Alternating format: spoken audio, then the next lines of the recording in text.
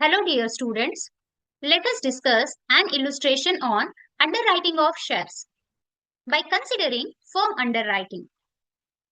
Here, firm underwriting means the underwriter agrees to take a fixed number of shares in addition to any shares not subscribed by the public.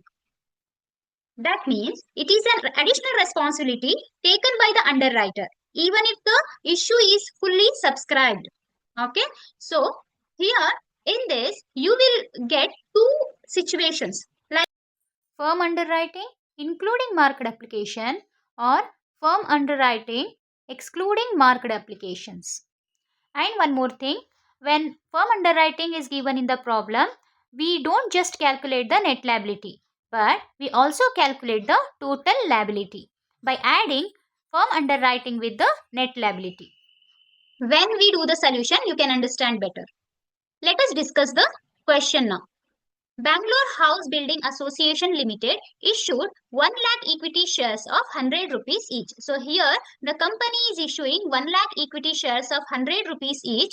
4 underwriters are there. P, Q, R and S. 4 underwriters are there.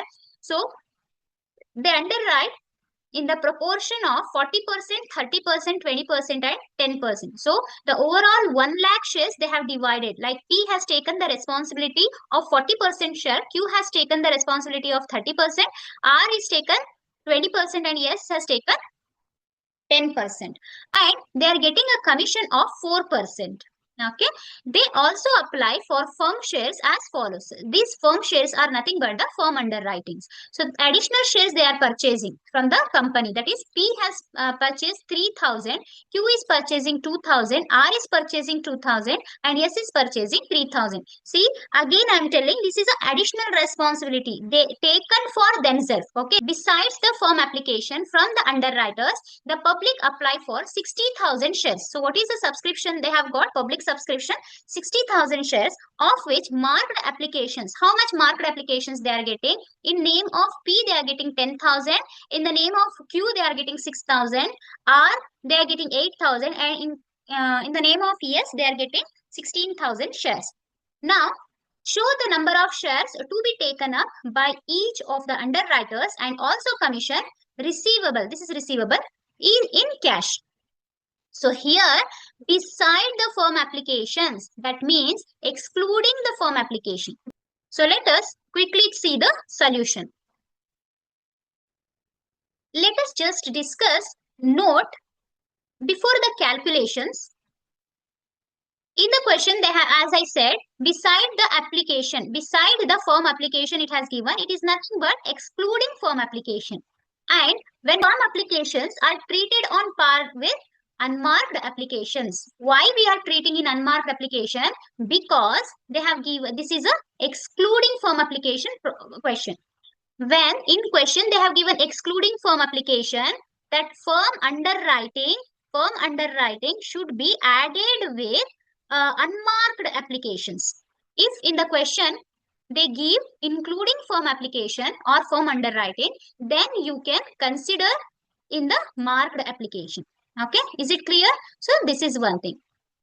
Now total number of application is equal to number of application received plus underwriting, firm underwriting we need to consider. That is 60,000 is the total subscription given by the public, and this is the firm applications or the firm underwriting they have given in the question. So both we need to consider. Together they have 70,000 shares. And unmarked applications, when you calculate total number of applications minus marked applications. What is the total number of applications we received? That is 70,000 shares. Out of 70,000 shares, we deduct the marked applications. So you will get 30,000 shares as a unmarked applications. This 30,000 will be considering for our calculation as a unmarked applications. Is it clear? See, this is a solution where gross liability, you can see total issue is 1 lakh shares. Total liability has divided based on their agreed percentages. So whatever the underwriters have agreed based on their percentages, we have divided. Now less unmarked application. So in gross liability ratio, we are dividing it. So This is 40,000, 30,000, 20,000 and 10,000. So 4:3:2:1. Based on that, we will be dividing here. So what is the total unmarked application we have? 30,000. Here, when you are considering excluded problem from underwriting, you will consider under the unmarked applications. Okay.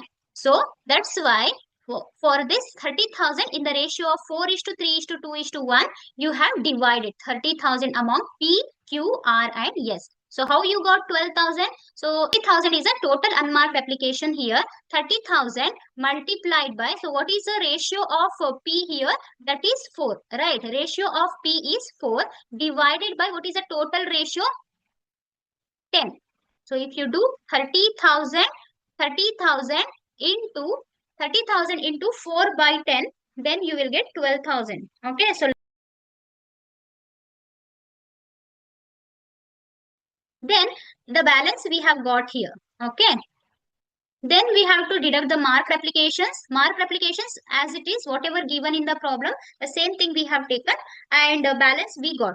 And in the balance, just here, you can observe 9,000 is a surplus balance. The S has taken the responsibility of 10,000 shares. In this 10,000, marked applications he got 3,000. So remaining responsibility is 7,000. But marked applications he is getting 16,000. So which is more, right? So now he is having excess applications, 9,000 applications, whatever he have, that he has to be distributed among the other underwriters. So this has to be transferred. Now what happened? Surplus of S transferred to other underwriters in gross liability ratio. Excess shares here. Now that has to be distributed among P, Q and R. P's ratio is 4. Q's ratio is 3 and R ratio is 2. So this ratio we will consider. That means if it is 9,000, so 9,000 into, we consider here 4 divided by, in the case of P, 4 divided by 9. So likewise you have to calculate for other underwriters too. Okay. Then you will get the net liability. This is the net liability excluding firm underwriting. Okay. Now you have to add the firm underwriting to get the total liability. So if the firm underwriting is not given, then you will do the calculation till net liability. If firm underwriting, and here also you will not consider any firm underwriting will not be there. Only unmarked application you will deduct, marked application you will deduct. If you get any surplus, you are going to distribute it to the other underwriters. So now here, if you get the firm underwriting, you will calculate the total liability. Okay, including the firm underwriting. So all the firm underwriting shares we have taken and we have calculated total liability of P. We got 17,000. Liability of Q is 14. R we got 6,000 and S we got 3,000. So totally it is 40,000. Okay. So this is how we need to do the calculation in case of firm underwriting. In this question, they have also asked us to calculate the commission. Remember here, whatever calculation you did, this is this you calculated the number of shares, not the amount. These are all not the amount in rupees. But when you are paying the commission, that should be in the form of rupees. So in our question, we have 1 lakh shares of how much rupees each? We have 100 rupees each. 1 lakh shares of 100 rupees each. As we know, the underwriters have taken or agreed to underwrite certain percentage of shares, right? So in the case of P, he has taken 40,000 shares. In the case of Q, he has taken 30,000 shares. Likewise, R is 20 and for S, 10,000. So this has to be converted to amount now. And how much percentage we are giving the commission? In our question, it has given 4%. So if P has taken 40,000 shares, means 40,000 into 100 rupees per share. If you are doing, how much amount you will get? It is 40 lakh rupees. On this 40 lakh rupees, how much percentage we have to give the commission? 4% we are giving the commission. So into 4% if you are doing, You will get into 4% if you are doing, you will get 1,60,000. Likewise, you have to calculate for Q, R and S. Okay. So this is how we calculate the underwriter's commission. Commission will not be given on the remaining liability. It will be given on the overall liability, whatever they have agreed. That is a gross liability. We have to calculate commission on gross liability. How much percent? In problem, it has given 4%. So we take 4%. If no information about the percentage, then you should remember that in the case of shares, it is 5%. Okay, so 5% you can consider as a commission.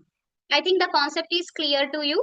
If you have any doubts, please feel free to ask in the comment section. I will try my best to respond. Thank you so much and happy learning.